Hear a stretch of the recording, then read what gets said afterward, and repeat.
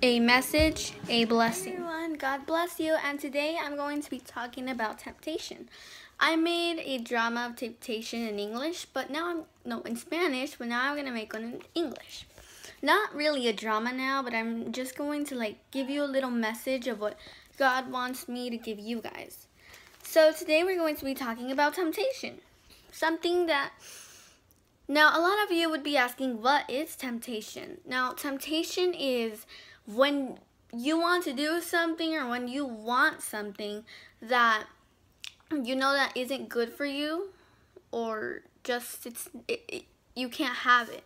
So, a good example would be like when you go to the dentist. After they finish cleaning your teeth, they tell you, please don't eat any candy after this appointment for an hour.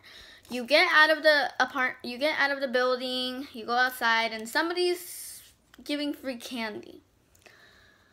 And they ask you, do you want a candy? And then you think, the dentist told me not to take candy, like once I get out, to wait for an hour. But I really want candy. What would you do? Most people that fall into temptation would receive the candy. Now, example, dentist is God.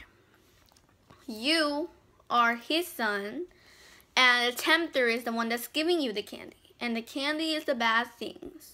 So basically, the dentist gave you very good advice. But if you receive that candy, the bad things, from the tempter, you basically just got tempted. Just like in Matthew 4, where Jesus got tempted to make rocks into bread. And he didn't fall into it because he was praying for 40 days and 40 nights and he wasn't eating. He was hungry. That's why the tempter came to him. But he stayed strong because God was with him. Now, a verse that I have that can help you guys with that is Matthew 26:41. And it says, stay awake and pray for strength against temptation. Your spirit wants to do what is right, but your body is weak. So basically, it's also like when you're not eating and you're doing everything for God, you're praising him. You want to do it with your whole heart, but your body is weak and is hungry after a little, and you can't finish that. Like, when I was from 6 o'clock to the next day, 6 o'clock in the afternoon, I was really hungry at 4 o'clock in the afternoon the next day. I couldn't keep going, so I didn't keep doing it. I went to go grab some bread and I ate it. That's something that we have to do. We have to pray to God for him to give us strength for us to be able to support that temptation. Now, a lot of us receive the bad things that the tempter is giving us, but we also have to remember that God is always there with us, and we always have to pray so he can be with us. Just like in Santiago, I don't know how to say it in English, but in a book in the Bible, in Spanish it's Santiago, but what it talks about there is that God wants to give us to help, but we have to be the ones praying to him so he can help us.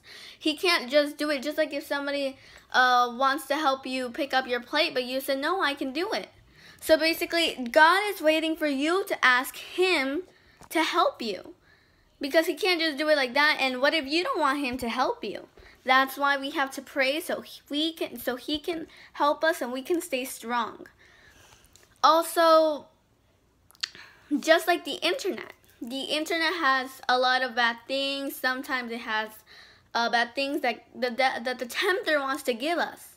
But we have to stay strong with God so we don't receive those things. So the tempter, the enemy, uses some things in the internet for us to get away from God, for us to not be close to him anymore.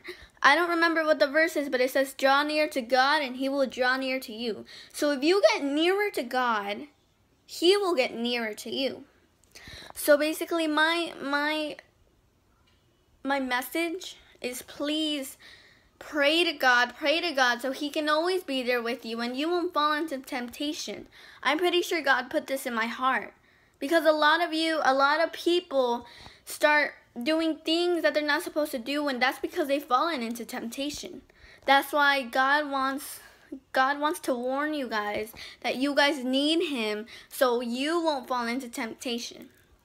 I'm Elizabeth, and this is my video. God bless you.